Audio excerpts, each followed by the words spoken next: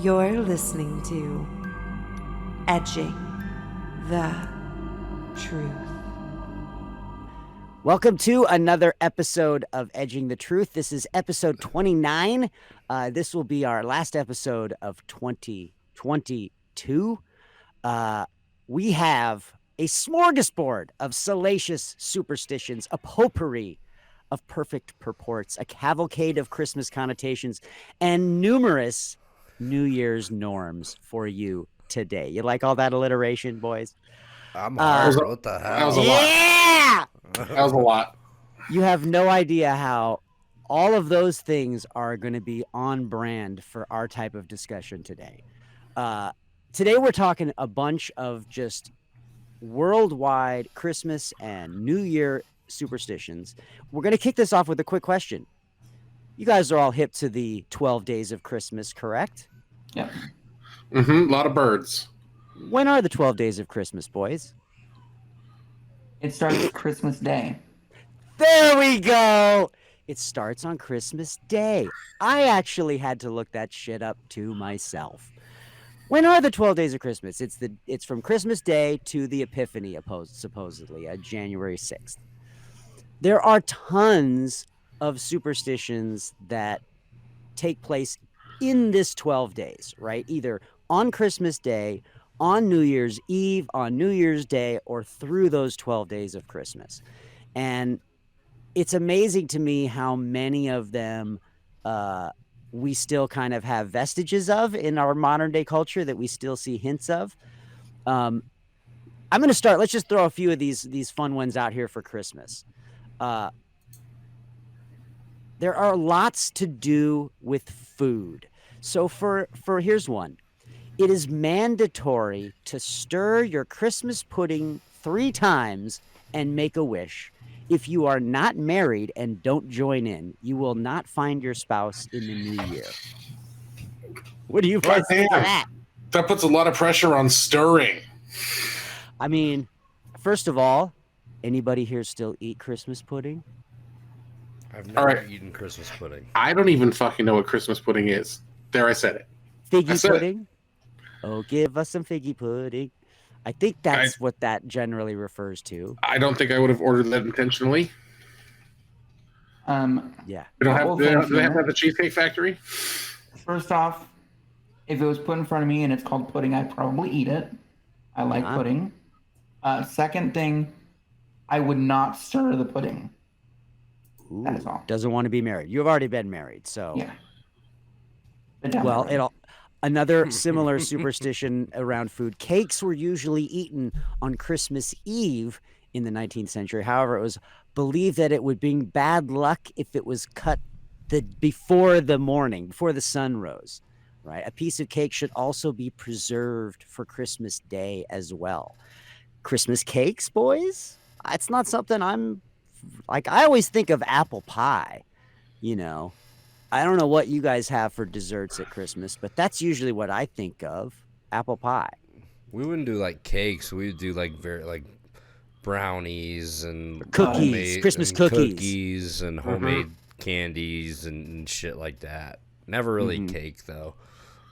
Yeah, I agree with fudge. We actually did like fudge, and we did peanut brittle. Fudge. Another one, but never really cake. Not even too much pie, like cookies. A lot of cookies. Christmas cookies. And I think of my mom at Christmas time. I think of her making 100 batches of different cookies, like, you know, and then making plates and delivering them to neighbors and family friends and shit. I don't remember pie, or even, I mean, I remember what's the nasty loaf. The fruitcake, yeah, like you'd get a fruitcake and you'd be like, that goes in the pantry, never to be seen again. Yeah. And that's about it. But I've always find that, here's another one. The Christmas Day dinner should consist of 9 dishes. This is something that occurs all over the world, apparently. I've never heard that. That there should be 9 different dishes / courses, whatever. Another states that it's good luck to bring fish scales to Christmas dinner and place them under the plates. I've never really connected with any of these. I mean, it I've had a lot made of me think. Christmases, no scales. I No used scales. to, Now, I used to bring fish scales with me. It was the style at the time. the fish is a big thing in Spain, as I recall. Like I know scales? that there's a well, we'll get to the New Year tradition in Spain. They have a whole thing that they do on the New Year with grapes, more food stuff. Here's another couple interesting Christmas superstitions. The dog who screams on Christmas Eve will go mad before the end of the year. We have a My couple dog? of dog owners. We have a couple of dog owners here. Do you think they're actually referring to actual dogs, or are they just talking about like, the greasy, whatever it is, gets this greasy wheel gets the Look here, greasy Squeaky wheel gets the grease. Yeah, The that's squeaky the wheel thing. gets the grease. Yeah. You dirty dog. Here's another one. Oh my god! After the 12th night of Christmas, all decorations should be removed to bring good luck. How are you guys with the? I First agree of with all, that. anybody here? I generally refrain from Christmas decorations at my house. Like I go to my sisters or my used to be my parents, and we would decorate there. I don't really ever decorate at my house. Any of you guys putting lights up in your? Fudge, you got kids? You must be doing Christmas tree and lights and that kind of business, right? Yeah, Kaylin had the Christmas tree up like the day after Thanksgiving or something like that, like maybe even before that. We've got our stockings hung up, stickers on our front window. Yeah, we don't have any light. I'm not fucking getting on the roof and putting lights on this house. No way. We decorate the inside, but other than that, yeah. I would want video of that so badly. Well, Here's another one that this is one that I actually participated in a lot as a kid. Did any of you ever go Christmas caroling? fuck no. We had to, one lung nodding. Yeah. We used to Christmas carol around the neighborhood and give us cookies and money and stuff. Yep. And then me we too. used to go to the old folks home and do Christmas caroling there too. Yep. My godfather is an accordion player. He used to play at the Space Needle, and he would come with his 4 daughters, my brother and sister and I, my dad's best friend and their 2 kids, another family and their 2 kids, another family and their 2 kids. There'd be 20 of us. All the dads would have flasks. We'd be out in the cold, probably maybe sometime in the next week. It was usually like the week before Christmas we would go and do it. And, it was always like, oh, it looks like there's people home. Go ring the door. Let's see if anybody answers. Sometimes you'd stand out there and sing and no one would show up. And sometimes people would. An interesting superstition is if you turn carolers away without food or money or drink, you will suffer bad luck for the rest of the year.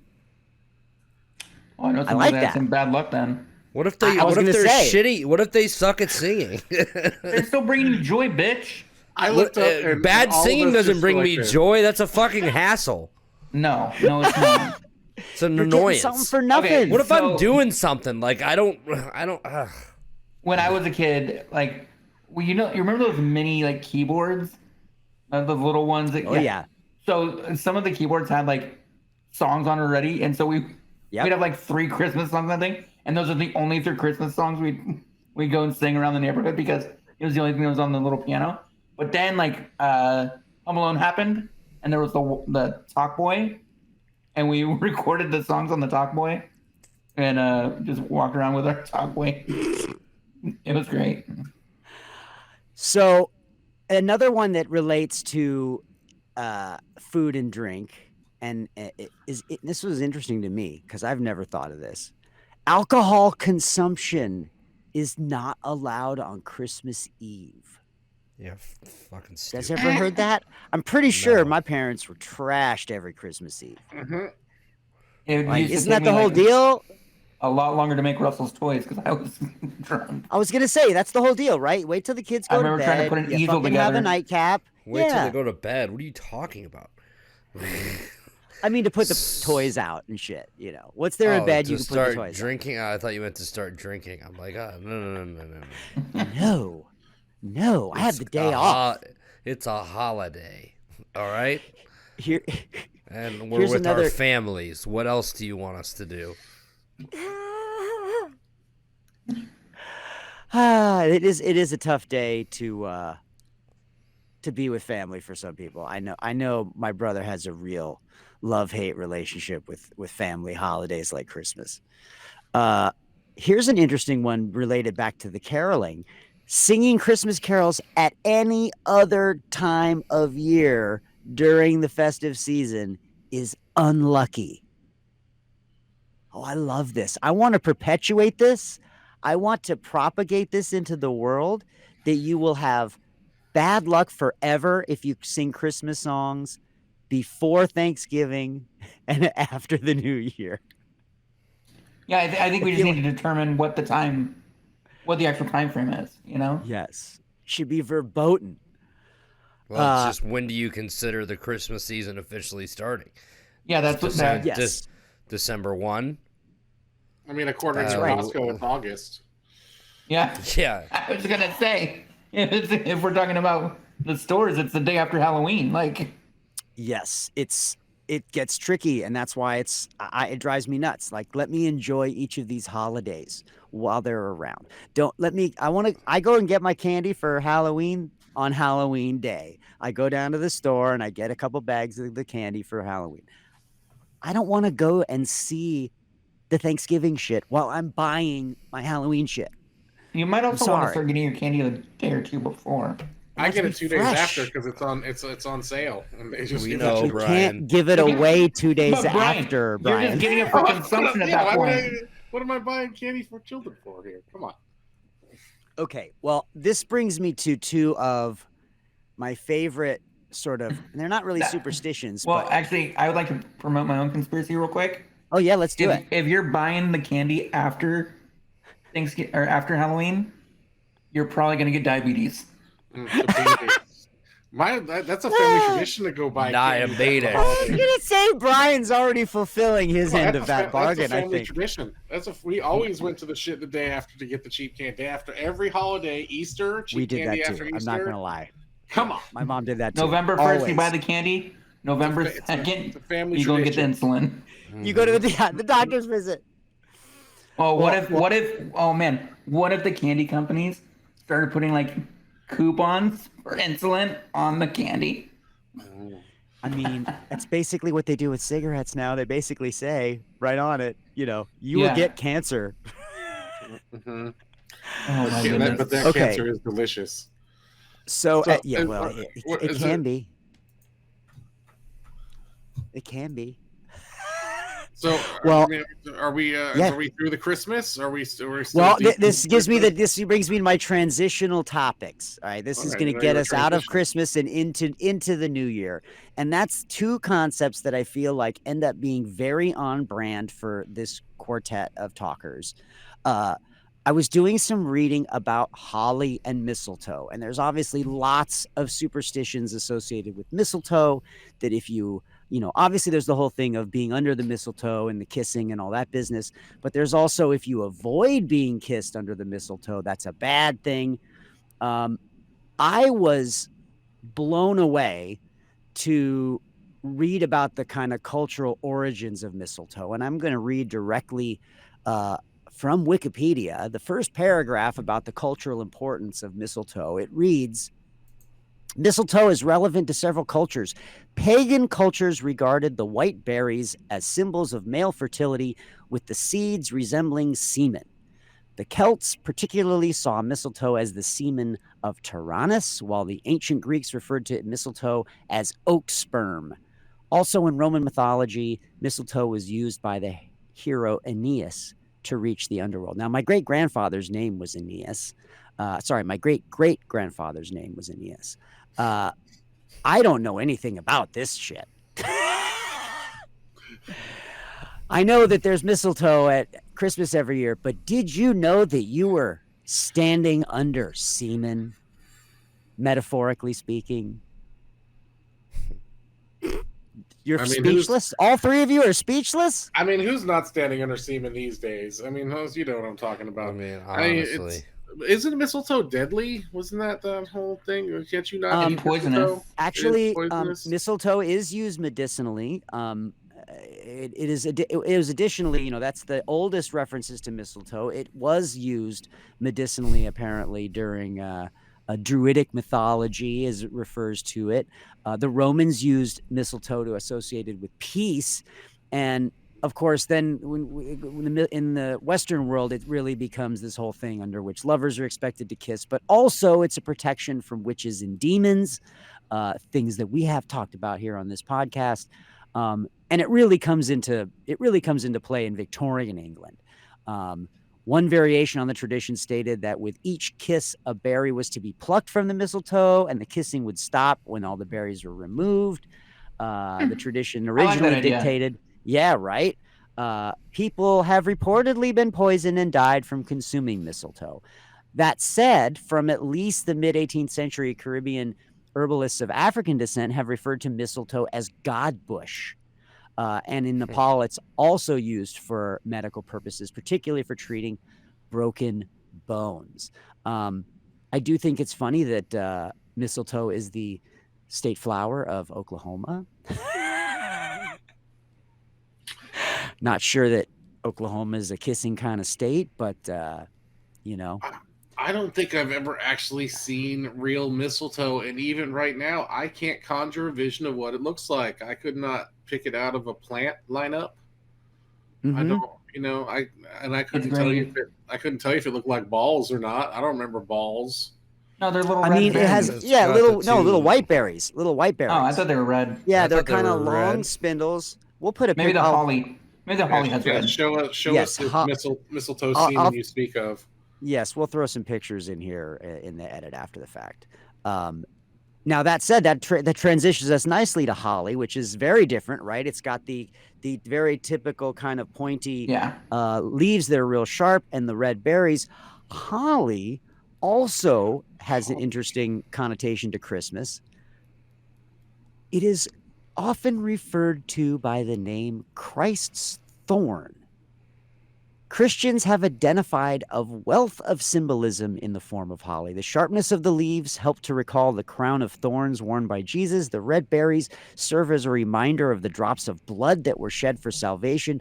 The shapes of the leaves, which resemble flames, can serve to reveal God's burning love for his people.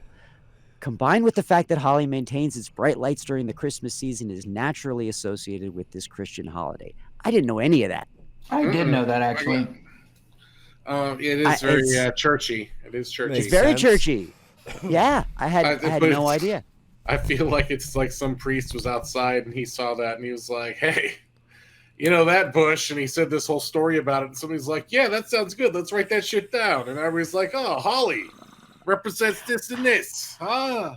I mean, I feel like when you're well, I mean, and again, we haven't talked about maybe arguably the greatest Christmas conspiracy theory ever, which is that Coca-Cola is the manufacturer of the modern image of Santa Claus that we all have, right? That's true. That's true. I mean, that's not a theory. That's common knowledge. I do think that it when you start to play into the mass marketability of holidays and all of the things associated with making money from the holidays, a lot of these things make more and more sense, right? Can you think of any other time in your life you've connected with either mistletoe or holly for any reason? Have you ever gone to the florists and said, I need some mistletoe on a Wednesday in October? I don't know anybody that does that. I feel like it exists solely to be sold for Christmas. Yeah, it's a Christmas thing. It's a trope in tons of movies. It's I want to kiss this girl under the mistletoe so bad, or I need think to of get... all the songs. I saw Mommy kissing Santa Claus underneath the mistletoe last night, et cetera, et cetera. Right. Me personally, I don't know. I think I've probably been at a Christmas party or some type of function with mistletoe there. I don't know I can't say that I've ever kissed anybody under it. Not that I can remember. So if I did, it was very unmemorable. So it doesn't matter, anyways. Yeah. Yeah, like a grandma. You know, like your Mhm. grandma, like, oh, look Yeah. at the little, like when you're 7 and like the little cutie and running, chasing you under the mistletoe so they That can give you a kiss secretary or in the something. office that carries it Yeah. around like, Yeah. Yeah. I mean, I don't, I don't want to be broad or general, but I would never go out and seek mistletoe and or holly, even a Christmas thing, because that's not what I buy. That's that's. I don't think Yeah, men I are think- out buying holly and mistletoe for the holidays. I No, purchased it and bought it and used it at the house. And I think we had. I think He's I've so done it all, quiet boys. about I've it. done it all. But I think we had plastic mistletoe. Like you to get fake purchased it on your own volition, one lung, or like your wife wanted it, no, or I your was told to mom go buy wanted it. it, or Yes, Yeah. I was told to go buy it. Like That's what I'm telling you. It was not on you to initiate the buy. It was not. no, but I mean, I didn't disagree with her. Like, oh no, that's the dumbest thing ever. No, it's like, all right, yeah, I'll go get some. Yeah, of You know, course, it's like- because it's not worth the argument of like, okay, whatever you want to do for decorations, honey. Yeah, I mean, Whatever. but I also grew up in a very, church-like house, and it was all about that holiday and Christmas is all about religion going to and the commercialism. midnight service at church to sing Mhm. Christmas carols Where at they- the church and And all our that church, stuff, they did so. like the nativity thing every Christmas, where the kids came out with the whole thing as part of the mass. Yep. Like that. Was What's the whole crazy is, thing. out of all my years of going to church, I never had a nativity scene really like service.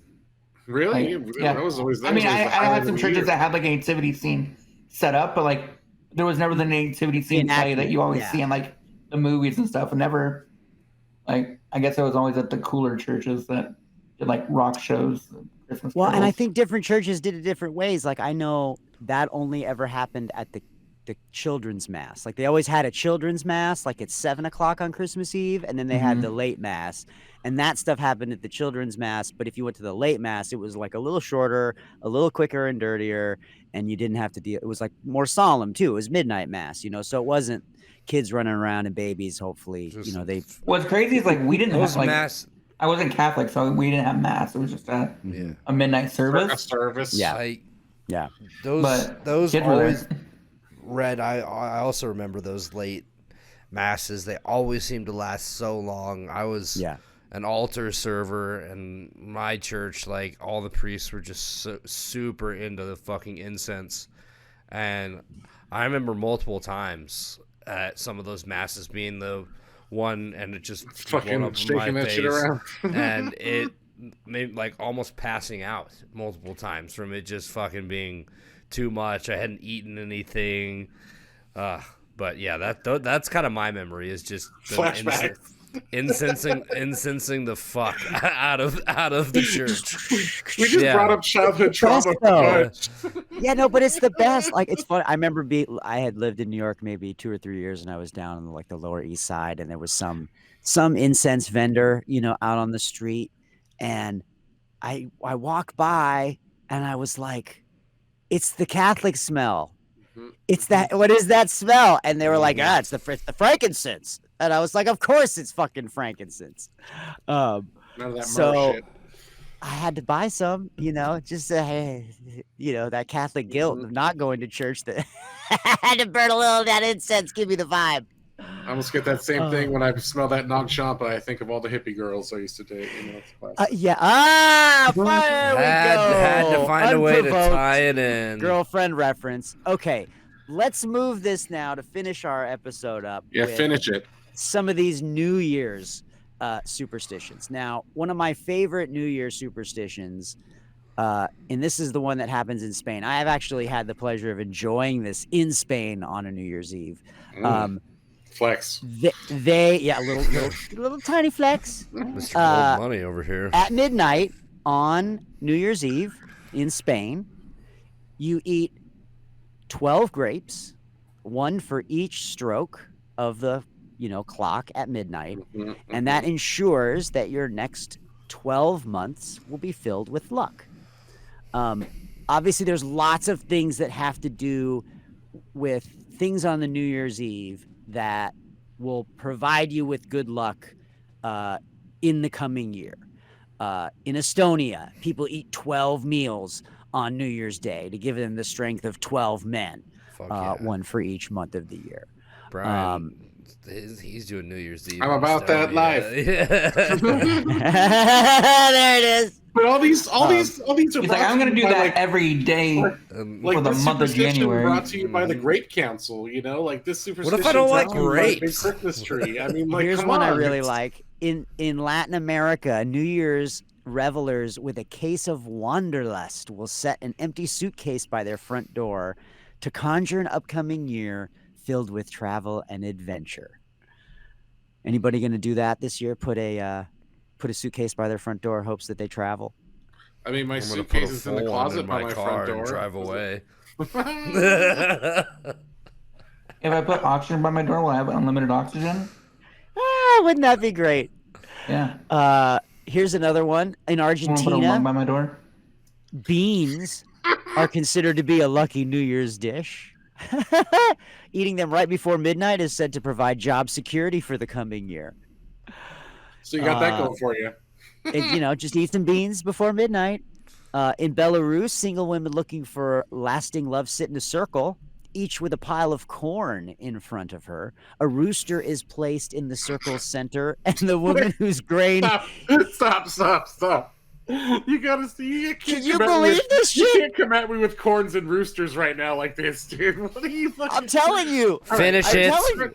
Whoever's corn gets eaten is the one that's going to get the cock. Yeah, whoever's corn is eaten first is the winner. Just gotta let it down, right? You need to read it again. You need to read it again because I can't believe what you're saying. Do they cheer the cock on? Like, eat my do this. corn. Eat my corn. I'm gonna go. Let's go. All right, corn cocker. I am read it again. Cornelio. Read it again. In Belarus, single women looking for lasting love sit in a circle, each with a pile of corn in front of her. So they're going to be in a circle. They're going to have some corn in front of each of them.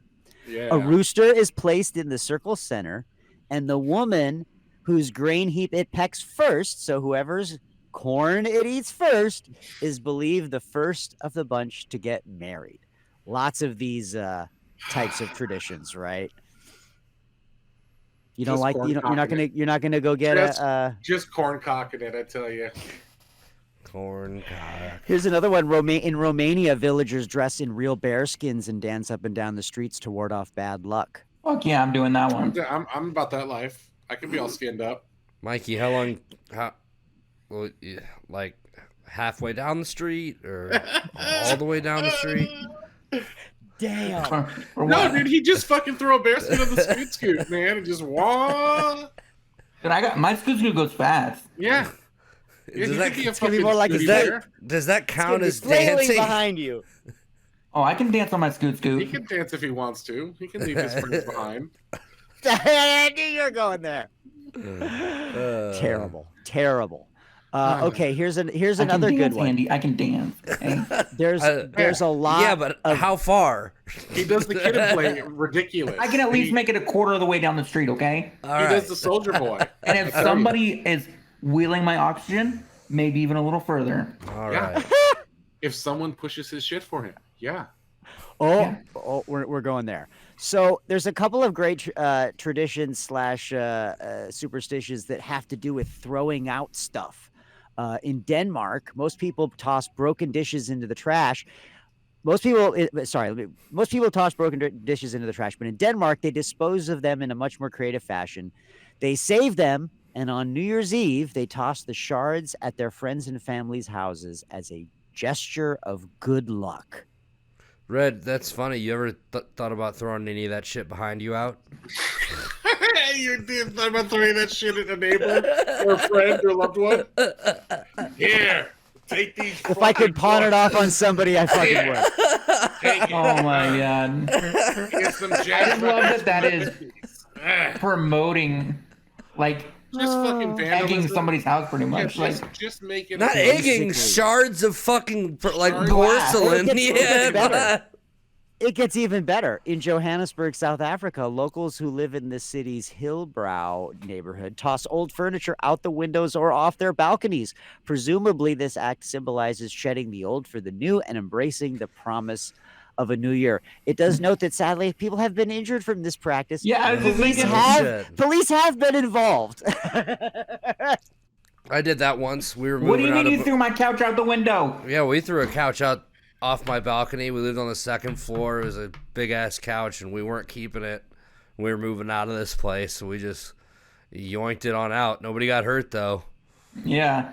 It's I fun have to thrown throw. a couch out the window from the third Yes. floor. Yeah, I have pretty I have as well. It is more fun than you'll ever have doing something else. Dude, I lived with some Spaniards when I was in college at the fucking in San Francisco. We were on the 17th floor of a building, and those motherfuckers would throw plates out the window all the time.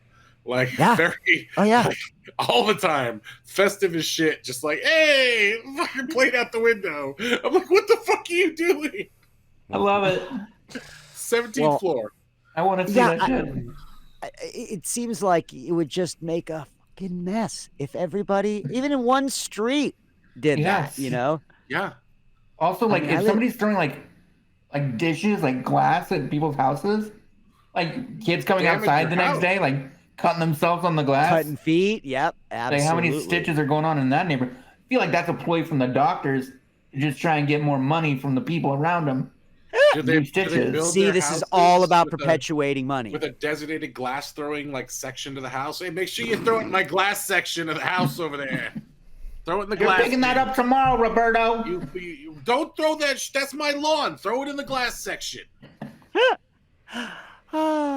Well, there's a couple that are really interesting to me that have to do with pouring hot metal into water. So in some Nordic countries, so for example, like Finland, people will melt their horseshoes and then pour the resulting liquid into ice cold water and then watch it swirl into like a random shape. And the shape will supposedly predict what kind of year you have, like a fortune telling device. There's also beliefs that if you do this during the 12 days of Christmas, it will form the initials of your spouse, your future spouse. I love this idea. I want to do something like this. I feel like let's go get some tin cans, melt them down. I mean, Good old tin Could be Mountain fun. Rasmus over here. Could be. we Where got to do we- start dabbling in some of this shit ourselves, don't you think? Is like the can of beans in my thing? Is that tin? Do I have tin cans? Yeah. Are all these cans tin? Yeah, I don't tin know. cans right here, My buddy. can of so- beans. So we're just gonna melt down some Red Bulls? Is what you're trying to tell me? Yeah, we And can that's- melt down some tin cans, And beer that's gonna, cans, yeah, yep. okay. And then that's pour it gonna into tell some me. cold water, and it'll just go. And then it'll make a shape, and then when we look at the shape, we're gonna interpret it. It's gonna sound like Donald Duck. It will sound like Donald Duck. That's exactly. It will totally sound like that. And it's supposed to be my loved one or something. I'm just supposed to. I mean, It'll it be the depends on where you're from. It'll how be the you- initials yes. of the woman that you're gonna, or I shouldn't say woman, initials of the person that you are going to marry. Yes. All right. It will so then determine what the happens when initials. it's not your wife's initials? What happens? Well, You're looks marrying like the wrong person. we all have confirmed that it's been a mistake this whole time. God Can you damn, imagine your wife's like, If all I right, I'll only look at my listened name to the melted change. can. Yeah. Well, here's another one with fire. In Ecuador, people burn scarecrows. A scarecrow serves as a symbol for the previous year's bad energy. They burn the straw effigy to promote a fresh, positive start to the year. I Mhm. kind of like that one. Yeah, Yeah, we that do it sounds here. good. We do it here in the desert. It's Also called sounds like Burning a Man. We do it the once start a of year. Burning Man. Yeah. Well, I was gonna say this isn't an uncommon like Guy Fawkes Day is sort of a tradition like this where you burn an effigy. I mean, there's definitely been multiple, effigy oriented things that related to. Don't they do that with the? I mean, we talked about Krampus last episode. Don't they do that with Krampus too? Don't they, kind of hold up Krampus and attack his likeness and shit like that? I mean, I don't definitely saw remember some things they had pictures where they had big ones on poles and stuff like that. But I think that was more just puppetry. I don't remember them burning the Just Krampus. puppetry. Here's a nice one from Scotland. The first person to cross your home's threshold in the new year is required to bring you an assortment of symbolic gifts: a coin, salt, bread, coal, and whiskey. I kind of feel like that's just preservation. Some food, some heat, some drink, something to cook with, and some money. Yeah. I would like to uphold that. Yeah. You'll bring So me let's money and let's whiskey. put signs You can on leave the the other things door. away, but Yeah, Where let's do I put get? signs Where on do I our get front coal? doors. Coal. We Can I talked get? about that last just time, go get right? some Get some briquettes. Yeah. Yeah. But I want plastic coal. I want the real shit or nothing. I don't need that stuff. I need the real deal. I need that rock. Yes. Yeah, well, I am with you. Another one that I really like in the Philippines, and this isn't uncommon, that we do a lot of, I think New Year's Eve is always associated with some kind of fireworks, right? Some kind of celebration. We think of the ball drop and all that kind of stuff in Times Square. In the Philippines, they bang together pots and pans, shoot off fireworks, and shoot guns in the air to scare off evil spirits. I did not know that the sound is meant to keep away the evil spirits. I love that. I actually Makes me did know wanna- that one. And then Makes they me sing want to make a karaoke. lot more noise. And then, They sing that's karaoke all awful. night. What? There's only two channels. It's like the Filipino channel and Magic Microphone. The Filipinos love karaoke. They love it. Yeah, I guess that's true. What about like offerings? I know in Brazil it says that they offer the flowers and gifts into the water.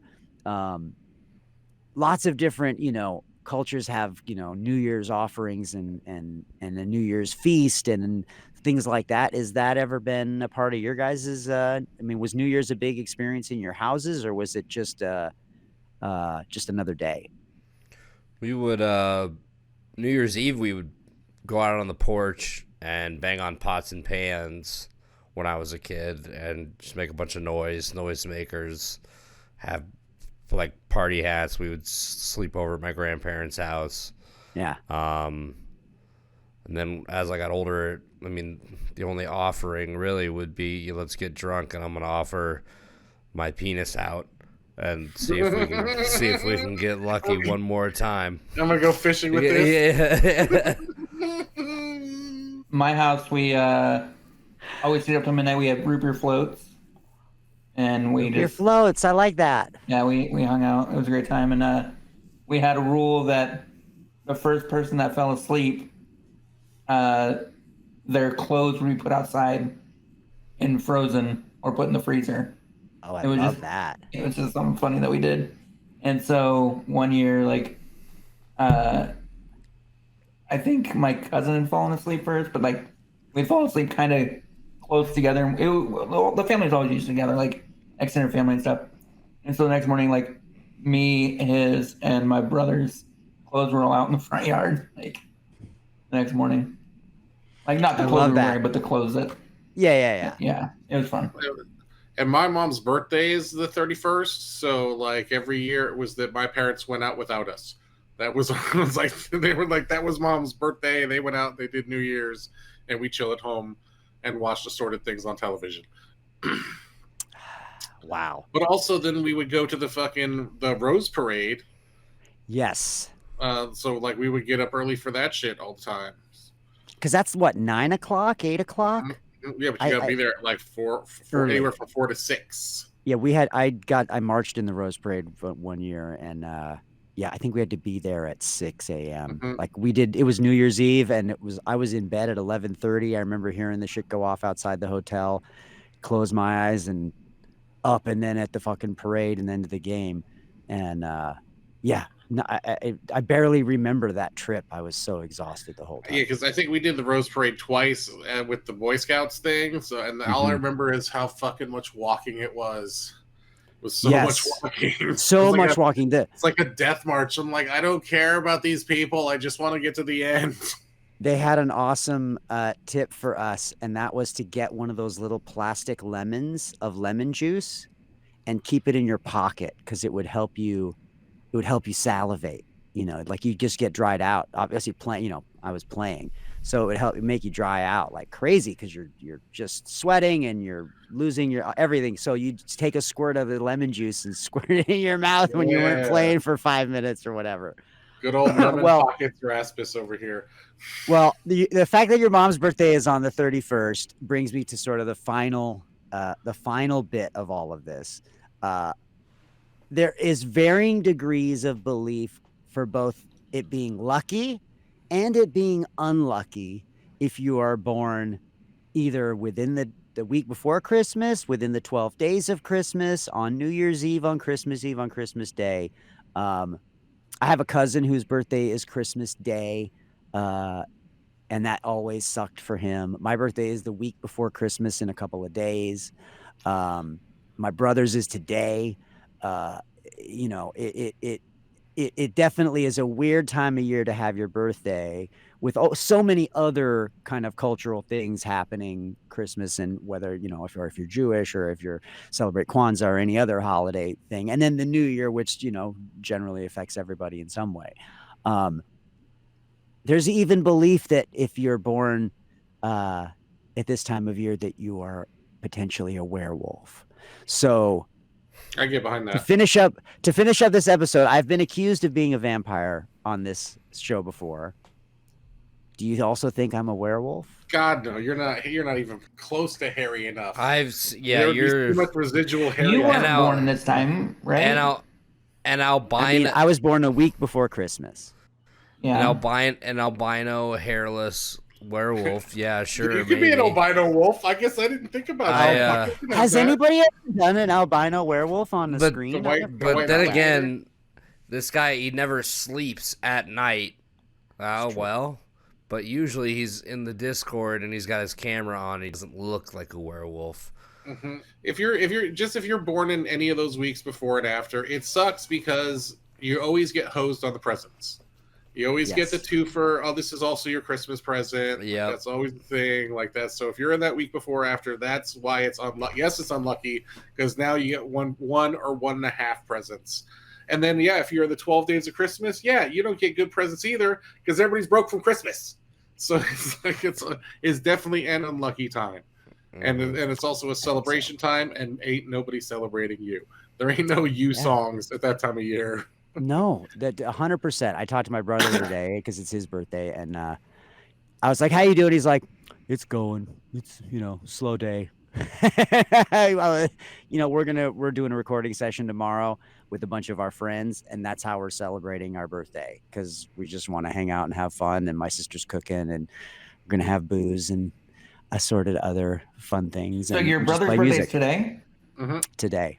Well, happy birthday to Dave's brother. Big And shout your out. birthday is Tuesday? My birthday's Sunday. Oh, it's Sunday. Okay.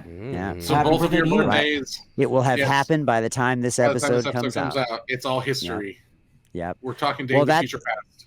We have before we get out of here, I want to showcase a couple of pieces of merch that Fudge and I are wearing.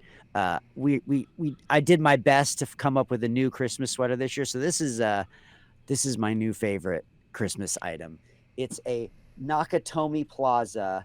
It's not Christmas until Hans Gruber falls from Nakatomi Plaza Christmas sweater. This comes from timboom.com, and Fudge has got an awesome right in my wheelhouse of music. I might have to get one too. It says more cowbell, and man, if there was ever a better SNL Christmas sweater, I don't know.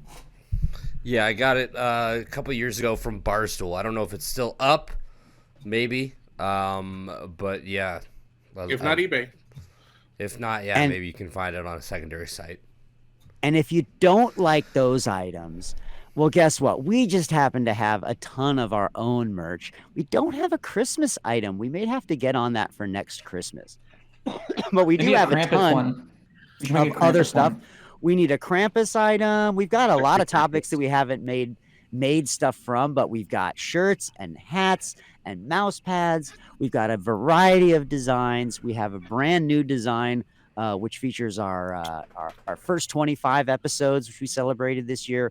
We, of course, have this fabulous Ouija board design that now comes on some mouse pads in addition to being on a shirt. There's all kinds of good stuff that you can get in our merch store. That's all available at edgingthetruth.com. And of course, we want to hear from you. Did you have a Christmas tradition that we didn't mention that's kind of interesting, or a superstition that you were taught growing up? Give us a call at 917-979-6071. That is the Edging the Truth voicemail. You will not ever speak to a person if you call that number. You'll just get to leave your story, and maybe it'll end up in one of these episodes.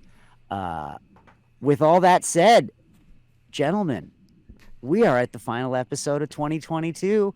Happy New Year to all of you. Have a great holidays, and we will see you in the new year. Visit edgingthetruth.com for more information and links to all our social media and podcast directories.